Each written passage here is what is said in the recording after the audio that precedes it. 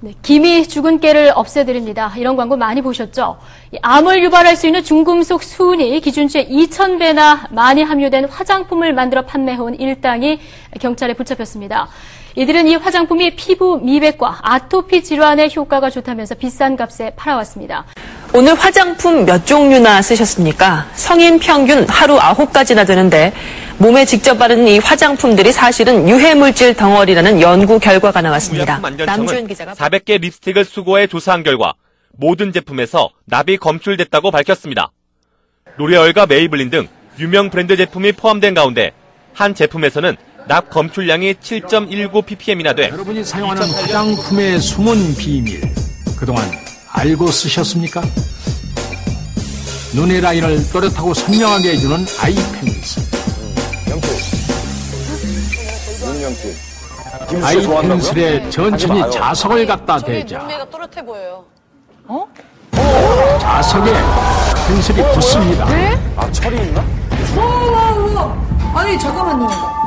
잠깐만. 와 이거 화장품의 비밀이 이게 뭐야? 그 성분이 있다는 건가요? 이 안에? 그리고 속눈썹을 길고 풍성하게 해주는 마스카라. 마스카라 역시 자석에 따라 안무한데요. 이거 신기한데요?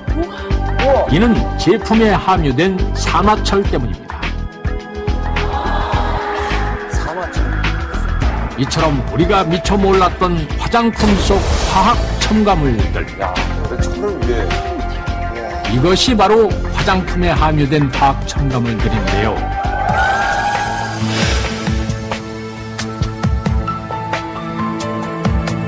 많이 발라서 얼굴이 하얘지는데 오랫동안 쓰면 이제 피부가 괴사되죠. 피부가 썩는 겁니다. 그런 원료는 절대 못 쓰게 돼요.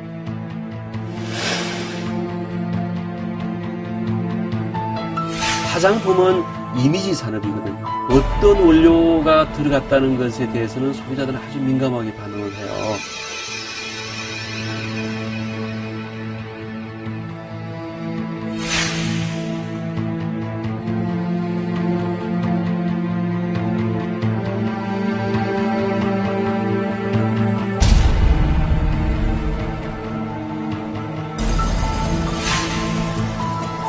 피부를 통해서도 이런 유해물질이 들어오게 되면 우리 몸속에 여러 가지 질병과 암을 일으킬 수 있는 이런 원인이 될 수가 있습니다. 우리 피부의 피지막은 자연적으로 피부를 보호하는 역할을 합니다. 그런데 세안제 속 계면활성제가 이 피부막을 파괴해 오히려 필요한 각질과 유수분을 씻어내고 외부 침입을 용이하게 만듭니다.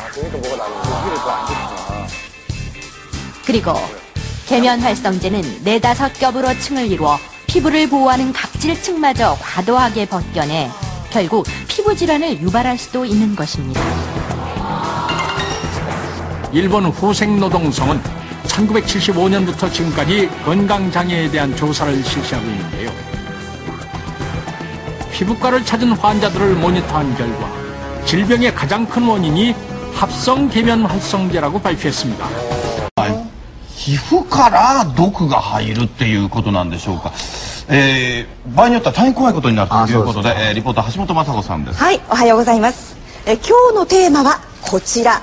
経皮毒、読んで字のごとく、皮膚を経て入ってくる、毒。はい、皮膚を経て入ってくる毒ということで、そういう意味なんですね。口に入る水や食べ物に関しては気をつけておられる方も多いと思うんですが、実はですね、皮膚からも有害な化学物質が吸収されていることがあるんです。まずは実際にあった症例からご覧ください。看護短期大学の宮城先生にお話を聞いてみました。シャンプーとかリンスに含まれているですね、化学物質が皮膚から侵入して体の中でいろいろな有害な作用を表したというふうに考えられます。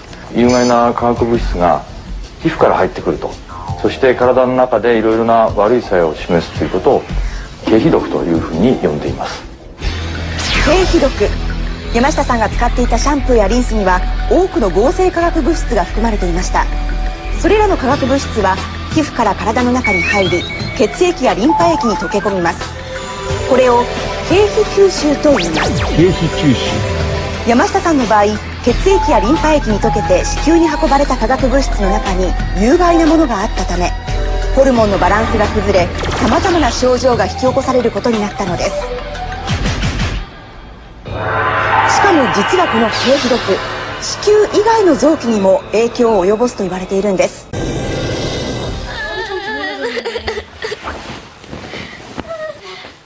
보라는 지금 생리를 하고 있다. 찢어질 것 같아 진짜. 엄살로 보아 넘기기엔 이미 그 도를 한참 넘어선 것처럼 보인다. 누르지 마. 머리도 계속 아파? 어? 15살 때부터 지금까지 보라는 늘 이렇게 생리통을 앓아왔다. 이해할 수가 없어 아주. 아무도 이해할 수 없고 그렇다고 없앨 수도 피할 수도 없는 생리통은 여자이기 때문에 겪어야 하는 당연한 것일까?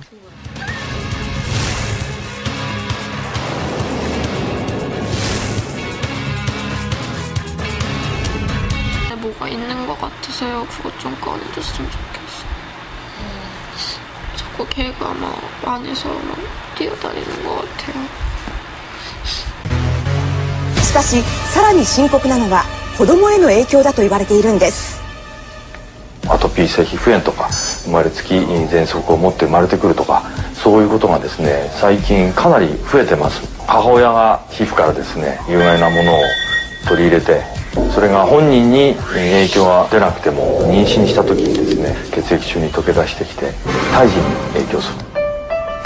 つまり現代の子供たちは生まれる前からお母さんの体内で経皮毒の影響を受けている可能性があるのです。 하루에 한 번은 꼭 사용하는 샴푸.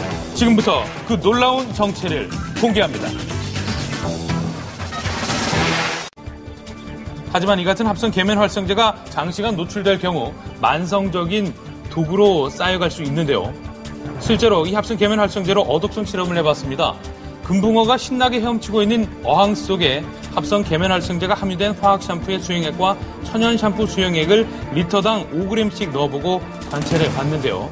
그랬더니 잠시 후 천연 샴푸 속 금붕어는 움직임이 활발한 반면 화학 샴푸 속 금붕어만이 움직임이 멈춰버렸습니다.